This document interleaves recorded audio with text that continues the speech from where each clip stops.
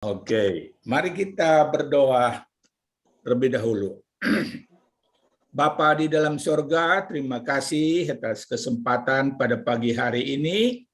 Kami boleh bersama-sama bersekutu. Kami telah memuji-muji Tuhan, menyembah Tuhan. Sekarang Tuhan, kami hendak membaca dan merenungkan firman-Mu. Kiranya Tuhan berbicara kepada kami melalui firman Tuhan yang akan kami dengar. Tuhan berbicaralah, nyatakanlah rencana dan kehendak-Mu, bahwa kami lebih dekat kepadamu, lebih mengenal Engkau Tuhan, lebih mengasihi Engkau, dan lebih melayani Engkau Tuhan. Terima kasih Bapa, kami datang kepadamu mengucap syukur, dan menyerahkan semua peralatan yang kami pakai, baik listrik, internet, laptop, HP, semuanya dijaga, dilindungi oleh Tuhan, diberkati oleh Tuhan, sehingga semuanya berfungsi dengan baik, dan kami dapat mendengarkan firman-Mu. Terima kasih Bapa, inilah doa kami, sempurnakan doa kami, dalam nama Tuhan Yesus kami berdoa. Amin. Mari kita membaca firman Tuhan dari Wahyu pasal 2.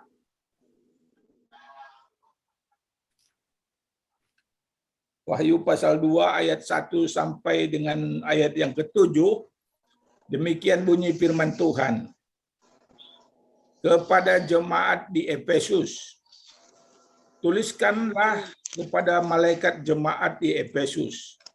Inilah firman dari Dia yang memegang ketujuh bintang itu di tangan kanannya dan berjalan di antara ketujuh kaki dian emas itu. Aku tahu segala pekerjaanmu, baik jerih payahmu maupun ketekunanmu. Aku tahu bahwa engkau tidak dapat sabar terhadap orang-orang jahat, bahwa engkau telah mencobai mereka yang menyebut dirinya rasul, tetapi yang sebenarnya tidak demikian. Bahwa engkau telah mendapati mereka pendusta, dan engkau tetap sabar dan menderita oleh karena namaku, dan engkau tidak mengenal lelah. Namun demikian aku mencela engkau, karena engkau telah meninggalkan kasihmu yang semula. Sebab itu ingatlah betapa dalamnya engkau telah jatuh. Bertobatlah dan lakukanlah lagi apa yang semula engkau lakukan. Jika tidak demikian, aku akan datang kepadamu, dan aku akan mengambil kaki dianmu dari tempatnya, jikalau engkau tidak bertobat. Tetapi ini yang ada padamu, yaitu engkau membenci segala perbuatan pengikut-pengikut Nikolaus, yang juga kubenci. Siapa bertelinga, hendaklah ia mendengarkan apa yang dikatakan Roh kepada jemaat-jemaat. Barang siapa menang, dia akan kuberi makan dari pohon kehidupan yang ada di Taman Firdaus Allah. Sampai sedemikian jauh pembacaan firman Tuhan. Berbahagialah kita yang mendengar, yang menyimpan firman Tuhan dalam hatinya dan melakukannya dalam kehidupannya tiap-tiap hari. Amin. Tema kita belajar dari jemaat Efesus, ya, di Wahyu pasal 2 ayat 1 sampai 7 ini.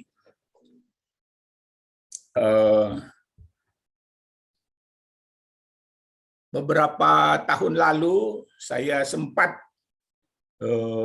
mengunjungi kota Efesus ini di Turki. Saya melihat gereja-gereja di sana tinggal puing-puing saja, ya. Seperti yang dikatakan dalam Wahyu pasal 2 ini, mungkin mereka tidak bertobat sungguh-sungguh sehingga kaki dian mereka itu diangkat oleh Tuhan. Bahkan di kota Istanbul itu ada gereja yang besar. Dulunya gereja, sekarang disebut The Blue Mosque, ya, Masjid Biru, ya, beralih fungsi. Dulunya gereja, sekarang jadi masjid, ya. Nah, sebagai pendahuluan ini, jemaat Efesus adalah jemaat yang aktif. Mereka berjerih payah, mereka tekun, mereka menguji para rasul yang palsu, tetapi tetap sabar menderita karena nama Tuhan, tidak mengenal lelah, membenci perbuatan pengikut Nikolaus yang juga dibenci Tuhan. Tetapi Tuhan menyadarkan mereka bahwa mereka melakukan semua itu tidak lagi dengan kasih yang mula-mula. Ya. Oleh karena itu Tuhan Yesus menegur dan mendorong mereka supaya menyadari dosa mereka dan bertobat, serta memperingatkan mereka kalau mereka tidak bertobat, Tuhan akan mengambil kaki dian mereka dari tempatnya. Poin pertama, pujian Tuhan terhadap kegiatan jemaat Efesus. Teks firman Tuhan tadi, aku tahu segala pekerjaanmu, baik jerih payahmu maupun ketekunanmu. Aku tahu bahwa engkau tidak dapat sabar terhadap orang-orang jahat yang menyebut dirinya rasul, tetapi yang sebenarnya tidak demikian. Bahwa engkau telah mendapati mereka pendusta, dan engkau tetap sabar dan menderita oleh karena namaku. Dan engkau tidak mengenal lelah. Tetapi ini yang ada padamu, yaitu engkau membenci perbuatan pengikut-pengikut Nikolaus yang juga kubenci. Ya. Sebagai penjelasan, pujian Tuhan terhadap jemaat Efesus karena mereka aktif melayani, mereka berjerih lelah, berjerih payah, tidak mengenal lelah, tekun, sabar dalam penderitaan karena nama Tuhan. Mereka menguji orang-orang yang menyebut dirinya rasul, tetapi ternyata orang-orang itu bukan rasul. Mereka membenci perbuatan pengikut-pengikut Nikolaus yang juga Tuhan benci. Nah, Nikolaus itu seorang penganut agama Yahudi, Kisah Rasul 6 ayat 5, dan pengikut-pengikutnya yang menekankan pentingnya hukum Taurat selain percaya pada Tuhan Yesus. Misalnya, orang harus disunat dulu supaya diselamatkan. Nah, Tuhan Yesus memuji keaktifan jemaat Efesus. Tetapi keaktifan tanpa kasih yang mula-mula, apakah ada artinya? Nah, jadi ini berbicara mengenai motivasi kita melayani Tuhan. Apakah kita melakukan semua kegiatan kita dengan motivasi mengasihi Tuhan sungguh-sungguh? Kita melakukan perintahnya karena kita mengasihi Tuhan sungguh-sungguh, atau apa yang menjadi motivasi kita? Ini perlu kita mengoreksi diri. Apakah kita sungguh-sungguh mengasihi Tuhan dengan kasih yang mula-mula? Ya. Apakah kita giat melakukan banyak hal untuk Tuhan, tapi tanpa kasih yang mula-mula?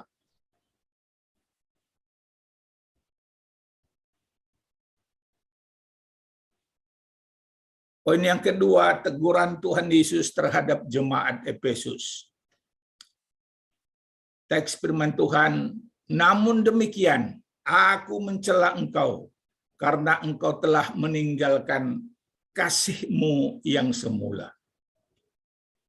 Kasih yang semula menunjuk kepada kasih dan pengabdian mula-mula orang Efesus yang begitu dalam kepada Kristus dan firman-Nya.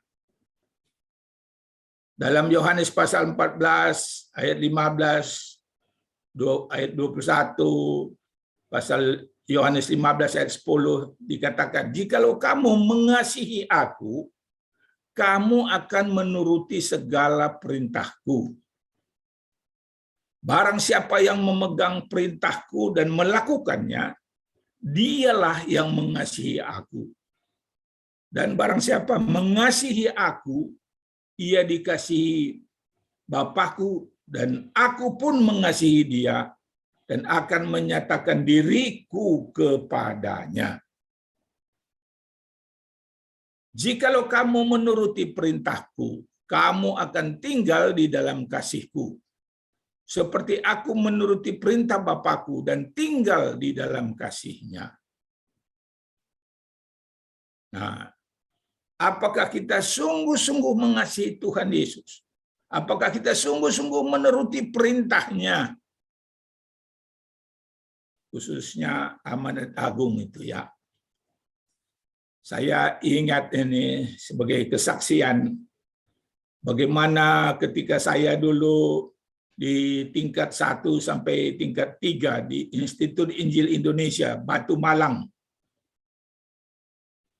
Setiap weekend, setiap hari Sabtu, hari Minggu, kami pergi ke desa-desa di sekitar Batu Malang, memberitakan Injil, membagikan traktat-traktat, memutar film Yesus. Saya ingat sepatu saya yang masih baru cepat rusak. Lalu mau beli,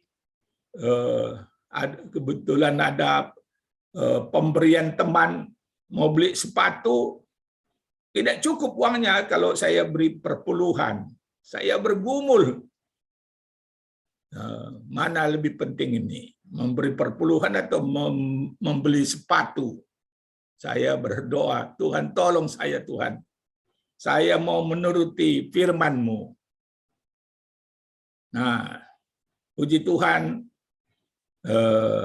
karena taat, saya memberi perpuluhan. Ya, saya memberi perpuluhan.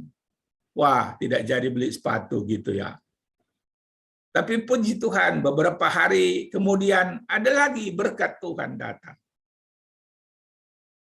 Akhirnya taat akan firman Tuhan, dapat membeli sepatu lagi, bahkan ada lebihnya. Waduh, saya sangat senang waktu itu. Nah, poin yang ketiga, peringatan Tuhan Yesus kepada jemaat Efesus. Teks firman Tuhan tadi berkata, sebab itu ingatlah betapa dalamnya engkau telah jatuh. Bertobatlah dan lakukanlah lagi apa yang semula engkau lakukan. Jika tidak demikian, aku akan datang kepadamu dan aku akan mengambil kaki dianmu dari tempatnya, jikalau engkau tidak bertobat. Nah, suatu peringatan keras yang Tuhan Yesus berikan kepada jemaat Efesus. Sebab itu ingatlah betapa dalamnya engkau telah jatuh dan bertobatlah dan lakukanlah lagi apa yang semula engkau lakukan. Jika tidak demikian, aku akan datang dan mengambil kaki dianmu dari tempatnya, jikalau engkau tidak bertobat. Pendeta Calvin Sinain bilang, rupanya jemaat Efesus ini ada yang sudah tidak lagi melayani gitu ya. Kehilangan kasih yang mula-mula, tidak lagi melayani Tuhan Yesus. Maka di sini dikatakan Sebab itu ingatlah betapa dalamnya engkau telah jatuh, dan bertobatlah, dan lakukanlah lagi apa yang semula engkau lakukan. Jika tidak demikian, aku akan datang dan mengambil kaki dianmu dari tempatnya, jikalau engkau tidak bertobat. Jadi waktu saya pergi ke Efesus ini, ke kota Efesus beberapa tahun yang lalu, saya bertanya dalam hati, apakah jemaat Efesus itu tidak bertobat dan tidak melakukan lagi pelayanan mereka kepada Tuhan, sehingga kaki dian itu, jemaat itu diangkat oleh Tuhan. Tinggal puing-puingnya gedung-gedung gereja itu. Ya, di mana Efesus saya melihat tempat di mana Paulus mau dikeroyok orang itu, aduh, tinggal puing-puingnya semua di situ. Saya berdoa, memang masih ada orang-orang Turki yang percaya pada Tuhan sekarang, tetapi tinggal sedikit sekali.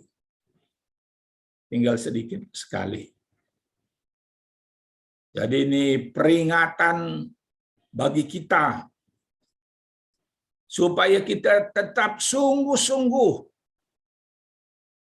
mengasihi Tuhan dengan kasih yang mula-mula. Kita melayani Tuhan, menuruti perintah Tuhan, oleh karena kita mengasihi Tuhan.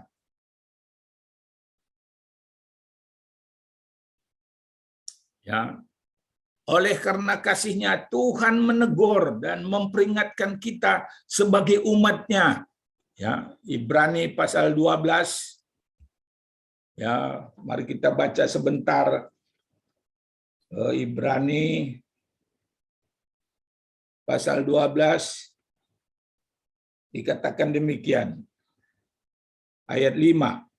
Dan sudah lupakah kamu akan nasihat yang berbicara kepada kamu seperti kepada anak-anak? Hai anakku, janganlah anggap enteng didikan Tuhan, dan janganlah putus asa apabila engkau diperingatkannya.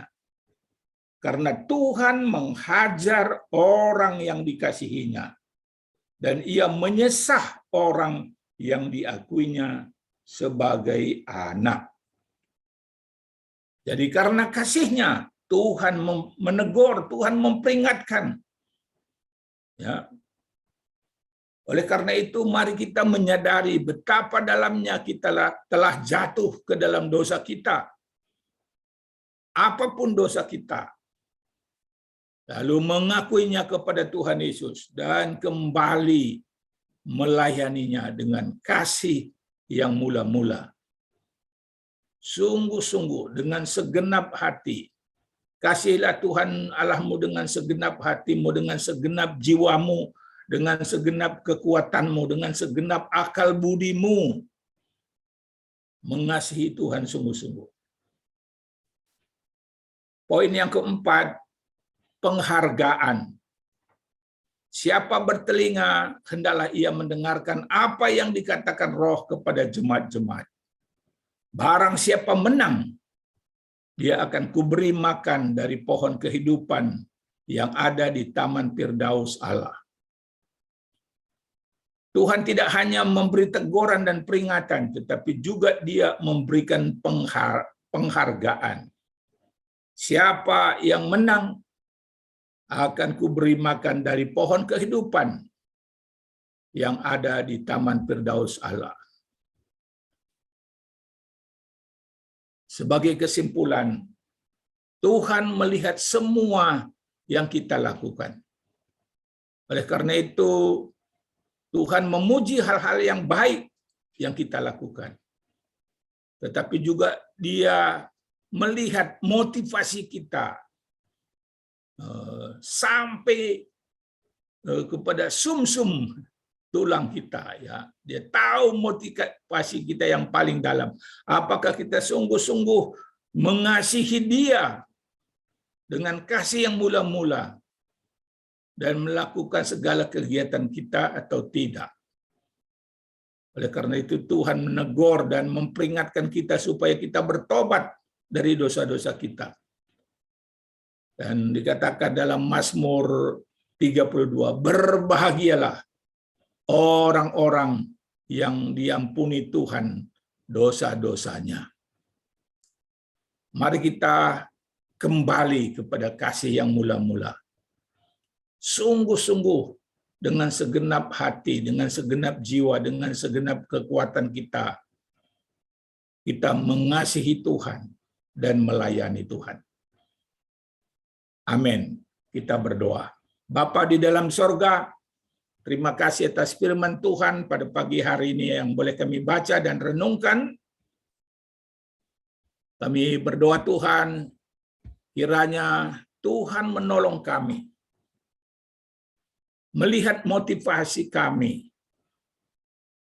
Sungguh-sungguh, apakah kami sungguh-sungguh mengasihi Tuhan dengan segenap hati, dengan segenap jiwa, dengan segenap akal budi kami, dengan segenap kekuatan kami. Kami menuruti perintah Tuhan, khususnya amanat agung itu. Pergi menjadikan segala bangsa murid Kristus. Tuhan, tolong kami Tuhan, untuk mentaati perintah-Mu, karena kami sungguh-sungguh mengasihi Tuhan. Dan kalau Tuhan menemukan motivasi kami tidak benar, Tuhan ampuni kami, Tuhan sucikan kami, Tuhan kuduskan kami. Dan tolong kami mengasihi Tuhan sungguh-sungguh, melayani Tuhan sungguh-sungguh. Bawa kami lebih dekat kepadamu Tuhan, lebih mengenal Engkau, lebih mengasihi-Mu Tuhan, lebih melayani Engkau. Terima kasih Bapa, terima kasih. Berkatilah firman-Mu pada pagi hari ini. Biarlah Roh Kudus menterjemahkan ke dalam hati kami. Dari hal apa kami perlu bertobat? Apakah motivasi kami tidak benar? Tuhan tolong kami kembali kepada kasih yang mula-mula. Terima kasih Bapa. Biarlah segala kegiatan kami lakukan karena kasih kami kepadamu. Terima kasih Bapa. Terpuji termulialah Engkau Tuhan.